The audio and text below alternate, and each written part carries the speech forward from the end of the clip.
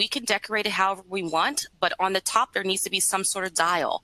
I like to say that that dial represents a radio dial. So if you're really, really loud, it's turned up. And if you're really, really, quiet, it's more towards the bottom. Somewhere in the middle is where we typically need to be for learning. And inside of the box would be things that if they feel really loud, maybe they need to open up their box, and maybe we need to do some respiratory blowing activities. Maybe we have a pinwheel inside so they can do something to get their arousal down from being so loud. These are some other exercises that I may put inside my box. Pretzel squeezes that target the external ear. They're squeezing the ear.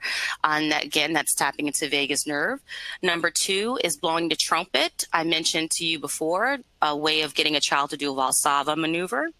Number 3 is hibernate. Sometimes we just need a moment to hibernate. So having the child in a position where they're holding their knees, they can be sitting on the floor with their head between their knees, or even in a chair if it's not possible to sit on the floor. If you're an adult, you may need to do this by simply lying your head down on your desk at work for a little bit with the lights down. So that's hibernating. And then lastly, an eyelid massage.